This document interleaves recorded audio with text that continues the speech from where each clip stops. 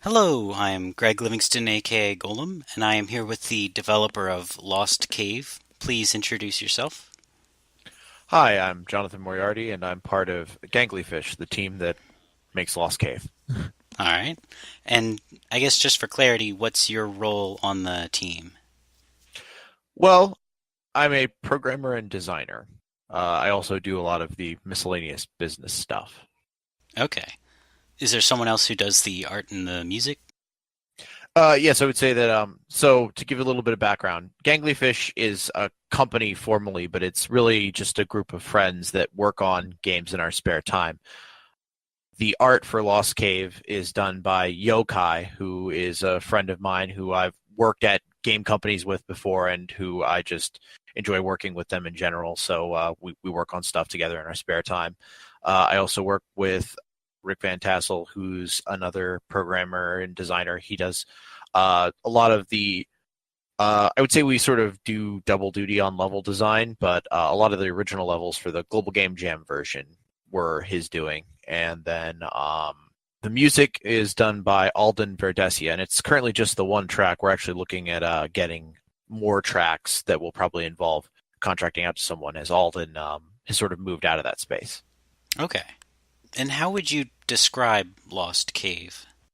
I would say that Lost Cave is a 2D puzzle platformer that mechanically involves perspective manipulation, similar to something along the lines of Fez or Echochrome or Monument Valley, things where the player has the ability to manipulate how, from a 3D perspective, they view a 2D space, and then that changes how the 2D space exists for the purposes of platforming. I'm trying to think the best way to think about this. So we made it for a global game jam, but when I had been fooling around with something to this effect for a little while, and then basically when the global game jam theme came out and it was similar to something that I had been thinking about already, I was like, okay, maybe there's something to this. And what I've been thinking about is if you've ever have you ever seen Out of This World? It's a really old Yeah, the cinematic platformer. yes. So there are a couple cool segments in that where it plays around with things happening in the foreground. Like there's like a segment where like the enemy soldiers are sort of moving around looking for you in the foreground while you're moving in the midground. And so I had always thought that that was neat for the game kind of involving things that were in the foreground and the background in the game, but in that was in more of a cinematic way. I had been thinking about like, well, what would it mean to do it mechanically? Right. If, like, Um, so in your example, it would be like hypothetically if the enemy saw you and shot at you from the background. Exactly. But I mean, it was never involved in the gameplay in Out of This World. It was very much just like a you could see it, and it made the world have more, I think, more depth. Like it definitely it lended to the artistry of that game. But there was never a point where the foreground or the there was never a point where the foreground was like interacting with the player mechanically. That's kind of interesting to hear that that was the germ that spawned Lost Cave because I guess personally I don't have the sense that there is a background and a foreground. Like the game involves going into a shift mode where you can move around objects, and that's yeah, Yeah, it's one of those things where it's easy to just sort of take it for like you can move certain other objects around and certain objects you can't. Oh, we try when we're sort of designing out the levels and finalizing them to make it clear, like based on like distance and like having things in front of other things, what is foreground and what is background. But it's absolutely like all the time I'll explain it to like kids who are maybe a little too young to get the whole perspective angle as just like, okay, yeah, you can move stuff around and you can zoom things. I think that the mechanic that kind of lets you dolly zoom the camera more or less does a lot more to get that effect across more than it would if it was just the movement of things. it has that weird. The zooming has that weird double effect where I think the film trick is called foreshortening when you put something small really close to the camera and then it looks really big. And then suddenly in Lost Cave, like that happens for real. You zoom in and then the thing is now bigger. Yeah, my idea had only ever been to do like the movement stuff, but then we were in maybe mid Saturday of the Global Game Jam, and Rick pulled me over to show me a clip from YouTube that was like doing a dolly zoom in a camera, and he said, "I think that I can implement this, and it might add to a lot." And I was like, "Well, I think we've got the basics in play. Let's do it and see how it looks." And I think it really did add a lot to the experience, and it made things more clearly about the view than it did about like just moving things around. Okay. Yeah, that makes sense. Beyond the idea of um, the perspective shift that inspires the gameplay, in particular, over the course of the game, what concepts flesh out that idea? I think that we have some things that I think have come to help more over time. Like we have there's an indicator that pops up over the player that gets a sense of how far you're shifted in any one direction and how much you're zoomed in or out, and that takes the form of an eye that kind of hovers above the player. So I think that that helps. I think that introducing the eyes as enemies kind of again, you subtly bring things back around to the concept of like gaze and viewing, and then we also are kind of trying to be particular when it comes to things being clearly in the foreground and the background. Like we have like layered level design. I will say that one of the things that I've found challenging when making levels is we don't really have background elements really. Like we've been fiddling with doing some that are just like added to the background, but it's always difficult to delineate for the player. Like, here's the background that you use for puzzles, and here's just background. Right. It definitely helps for clarity that it's just kind of I don't know, just kind of a sky back there. Yeah, we're probably going to look at doing a little more with that as time has gone on. Like that is very much still kind of a holdover from the original game jam, but and we're fiddling with ways to do it all the time. But it's to me, it's always been important that everything. I feel this very strongly with polish for games. I always like when polish communicates something or adds like knowledge. Like I'm not a big fan of just idle effects. Like I like it when something communicates something more and does it in a way that like it's a good effect and it's vibrant, but it's something that does communicate something sometimes subtly to the player. Yeah, there's a sense of harmony when the visuals or the audio plays along well with the actual rules of the game and what's happening, and the effects complement each other. Mm-hmm. Like we mentioned, there's that shift ability, and unless you use that shift ability or you play as the character and you walk around, nothing moves in the game. So far, at least in the demo, all of the objects in the game are stationary when left up to their own devices. So I was wondering, do you think that will be the case for the full game? Yes, I believe so.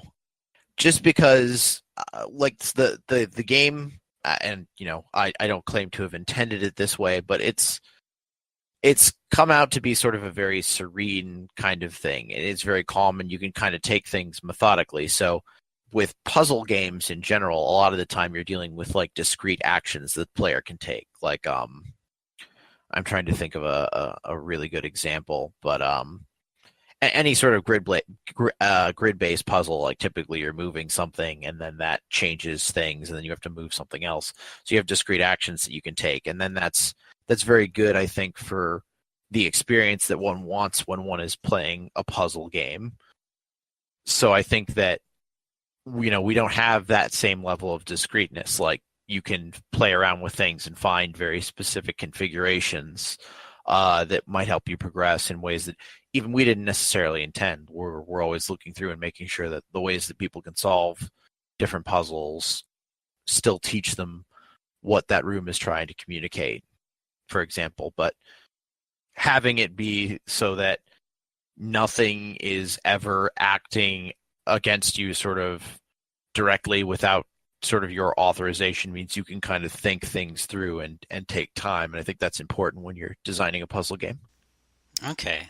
That's kind of a complicated point, but if I might restate it just to make sure I get it. In a lot of puzzle games, stuff is discrete, as in it's pretty easy to just look at and parse. Like in Adventures of Lolo, you can see stuff is on a, tile by tile grid. And you take one step and it's always the same size of a step. So you kind of know how the whole world plugs together. Mm-hmm. Whereas in Lost Cave, Yes. your jump is pretty fluid and you can walk, you can tiptoe or you can walk a couple of steps. You don't necessarily walk on a grid. And even more than that, That's correct. you can move platforms a little bit or a lot and you can zoom them in. Like you can fine tune how zoomed in you want something. So with Yep. uh, with all of this fluidity in Lost Cave, you lose some of that discreteness. So the game has gotten some of it back by keeping the elements, um, keeping I don't want to say static, but the elements don't have a mind of their own, but more they stay still, and you can play around with them. And because they're not, bouncing around or doing whatever, you can still parse the level pretty easily. Yeah. Okay. I'm trying to think of the best way to describe it. It's just that if you're standing still and you are in a place of like safety in that moment, you would have to act to put yourself in direct danger, and so that I think is what's important. Right. Okay. Yeah, nothing's ever going to push you off a platform, but if you pull a platform out from under you, you better make sure there's no spikes under. Yeah, exactly. Does that pose any challenge as a designer if you don't have moving platforms or what have you? Well, it took us a while to come up with the eye. I want to say that came from a conversation I was having with a friend, Nathaniel, who proposed the idea of something like it, and then we fiddled around with it a little bit, and then gradually we got kind of the effects where we wanted and got the art in. But without it, it was kind of hard to like. I demo this a lot for younger kids, and they always want to know like, well, what's an enemy? Where's an enemy? Like, there does need to be some sense of conflict. So finding something that can oppose the player or feels hostile to the player in a space where you're also trying to make sure that they're not being actively assailed. Like I didn't want to just like drag and drop something like a Goomba into, a level. I don't really think that would add anything. No, but then the eye is so cool because even though it sits in the one place, it still, it kills you if it sees you, depending on what type of eye it is. And it provides another use for the platforms. Like instead of being in your way or being something you can stand on, now they cover fire. Mm-hmm. All right. Yep, yep, yep. No, that's the idea is that it sort of it adds another constraint for how you're doing shifting, and it does so better than this is an element that we have in the demo build of the game. I always waver on whether or not I like it. Yeah, I don't know if I like it yet, but just the zones of space where you cannot shift if you're standing in them, and you can't shift through them if you're touching them. Those are something that while they do add a constraint to how you solve the puzzles. I still waffle on whether or not they're interesting. The eye to me, like it grabs people. It's you understand it. It's threatening. It's cool. So I think that one works a lot better for me. Now I'm doing my darndest to make sure that we get there with other elements in the game, but I do think that the eye is a pretty good example of a way to constrain players that is also interesting to them. Yeah. Something interesting. Uh, I played through the demo and had my thoughts, and it wasn't until later that I was thinking about playing through the game, and I realized most of the levels are pretty small. Like I mean, I want to use the word room. Yeah, they're generally they're almost sized to the camera, and some of that is a holdover from the Global Game Jam version when we were working with, just kind of like, all right, well, we'll just keep the camera centered on the center, and we'll let the player move it around. So some levels are still small like that. I kind of to keep things contained, or especially the tutorial levels. But we do have a lot of levels that we are playing with are larger. Like we have had larger levels in the game before. It's a balancing act because a lot of we don't have player health, so to speak. Like if you generally anything that happens to you, like one hit and you're done, back to the start. We're working on like kind of a checkpoint system to make a lot of these larger levels more palatable, something that people can still enjoy. But at least for me, with a lot of the earlier levels, it was important to have them be simply like, here's your problem, or like when you start a level, you start at the goal, you pan over to the player so you know where you're trying to get and where you are, and then you have to figure out, okay, how do I get there?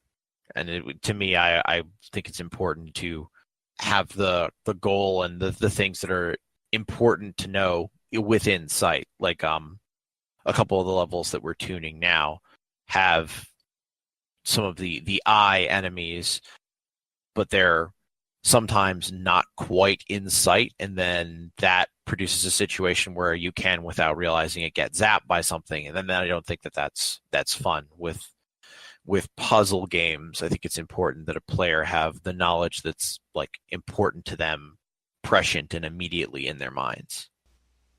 Right. Well, at the risk of abusing the word, I feel like that does come back to the term discrete, where there's clear bounds on the puzzle. I got these three pillars, I got the one bed of spikes, and I got the door, and like Mm-hmm. that's where the puzzle cuts off. Yep, yep. And yeah, now that you mention it, I can't think of a puzzle game that really has hidden information. That has what? That would have Oh, hidden, hidden information? right, the way that a StarCraft, might have, Like a fog of war type thing. right. You would never see that in a puzzle game. That would feel unfair. Well, yeah. I just generally speaking, there's a role for hidden knowledge in games, but and maybe I mean I tend not to like.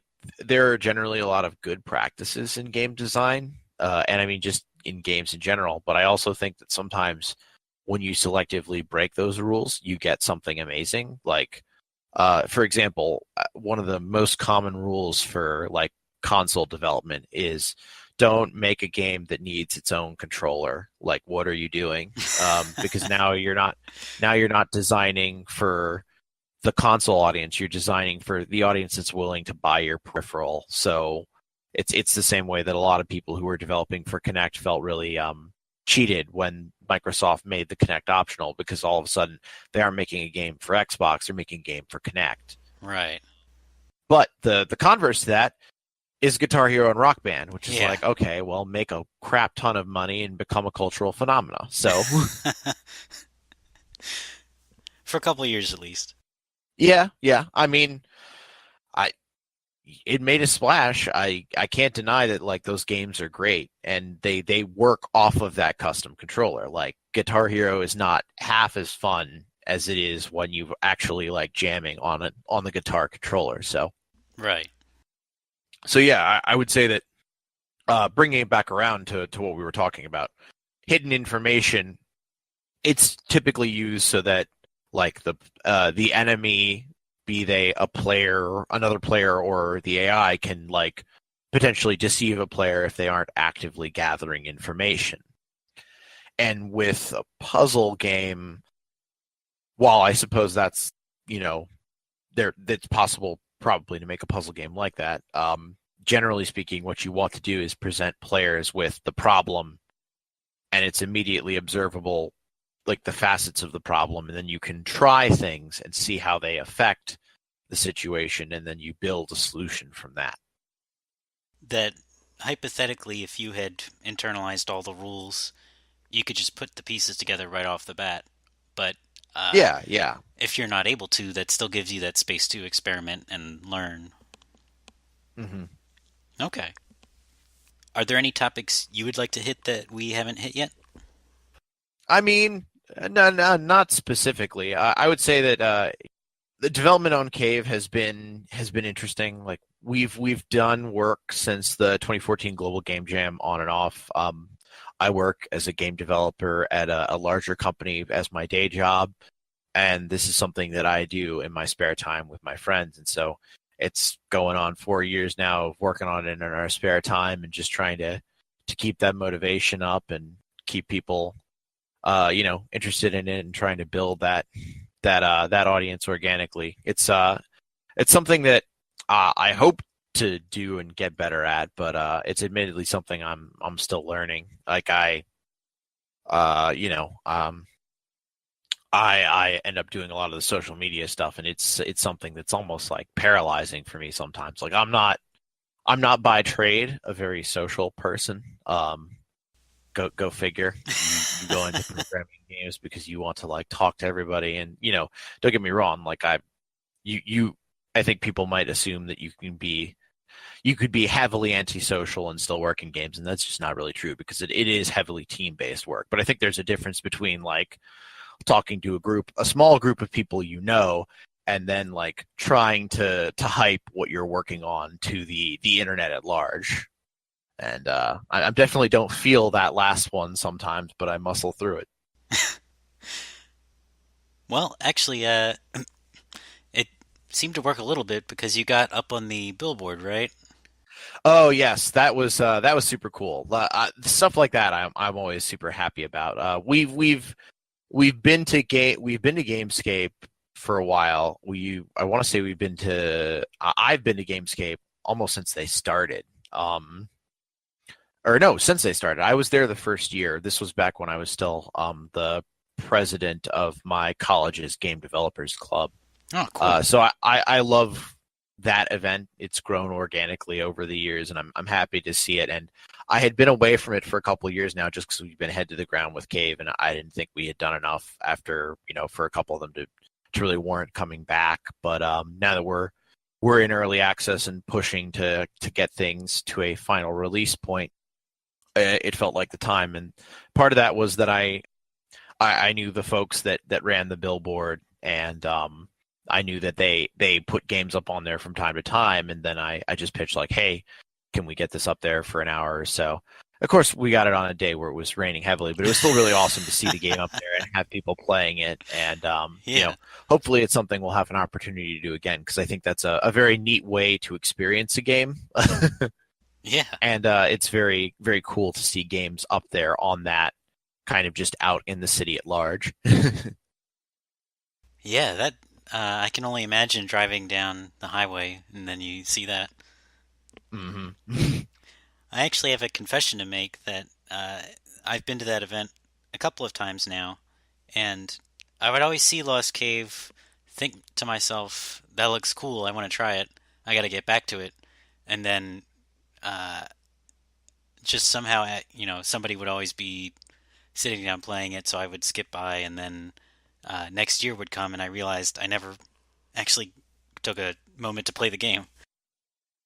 I will say this: one of the things that I think we have a problem with, and maybe this is something that we will work on for other demo builds, but we have quite a lot in the demo if you want to like go through all of it. And I want to say the average runtime can be like 20 to 30 minutes, more so if you're dealing with people that aren't sort of experienced gamers. I want to say that when we were timing people at MagFest 2018, the average was 24 minutes to clear the whole thing for someone that hadn't played it before. And so, we've only got two stations set up, and if we've got two people on it, then we're basically out of commission for almost a half an hour waiting for people to get done. And maybe that means we need to shorten the demo size. I'm not sure. But I like to kind of give people up front like things that they can chew on. And the thing about a puzzle game in general is that it shouldn't be something that you immediately always know the answer to, because like, I mean, by comparison, I can clear Lost Cave in under 2 minutes if I wanted to, but but I think it's important to let people have that time to puzzle over it.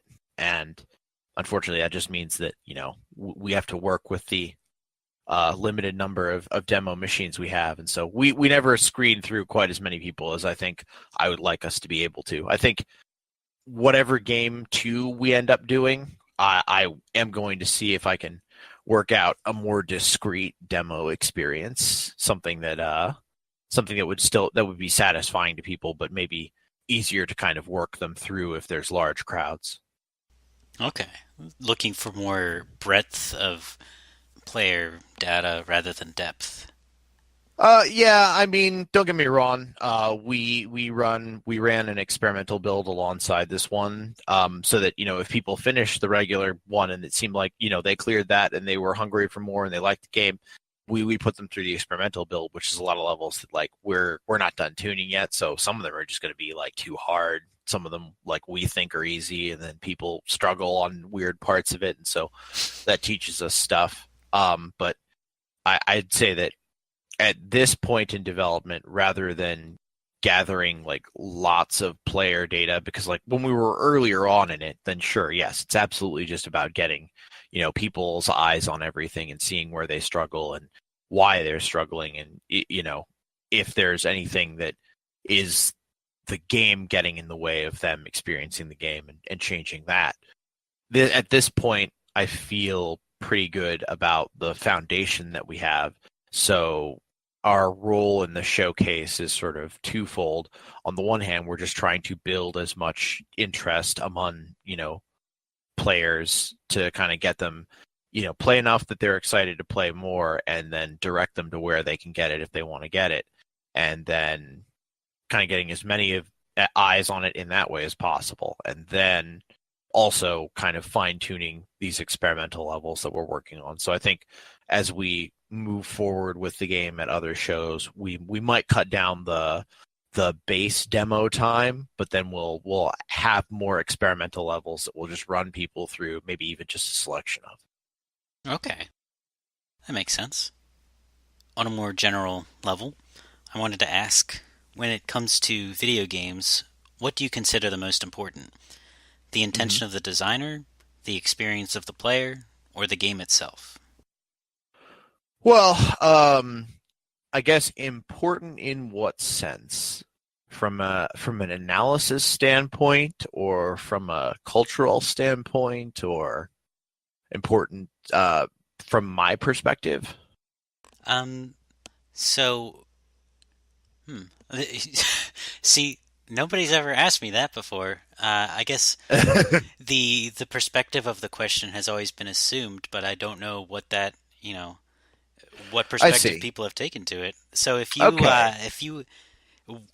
I guess if you had to pick what the most important perspective you think would be, what, um, you know, whether it's sociological or whether it's for, uh, Okay. yeah, So I think it comes down to a couple things. I think for analysis, the intention of the designer is certainly important, but I also think that maybe when it comes to other aspects, it's probably the least important thing, because intention of the designer kind of should reflect itself in the final product. And I mean, certainly there are times where a designer comes up with a game and then there's an element that's not intentional that ends up defining that game more. I mean, this is not the best example, since I don't often think of Tribes as having a central designer figure. But if you think about Tribes as a game, that's what I believe the original one was intended to be, just a standard sci-fi FPS. But then because of a weird bug with the physics where you could spam the spacebar to skate around the map, that's what Tribes was. And future Tribes, like, that's the mechanic. So I think it's probably the experience of the player because if you think about a game like I don't think of a game as existing sort of just on its own. Like a game is not well I hesitate to say what a game is and is not, but I don't think of interactive works of software or of art in general as being just those things like a rule set. They're a conversation that happens between the people making the game and the people playing the game. And so I think that the intention in that metaphor is sort of the structuring of the maker's side of the conversation, but then it's up to them to make sure that the way that they're sort of asking questions or putting challenges on the player is one that gives the player a positive experience or the experience that the designer intends. So the intention is sort of like the concept art, but it's not the final product. The final product is what happens when people play your game. Right. It's I guess if you go back to the conversation metaphor, you know, someone talking. It's almost like the transcript of the conversation. Well, you might say that the game itself is one half of the conversation, and then the player's response is the response in the conversation. Yes, absolutely. Okay. So, is there anything you'd like to plug? Yes, I would say that Lost Cave is available on itch.io in early access. It's $3 now. It will be more when it releases finally. But if you pick it up now, you get all of the stuff that we add as we add it. I don't want to commit to a solid timetable for a final launch because, as I said, we're a group of friends making this in our spare time. But please check us out on ganglyfish.com. Lost Cave and anything else we do will be up there. And yeah, check out Lost Cave on early access. Cool. Well, thank you so much for joining me. Thank you very much, Greg. Uh, good to be on.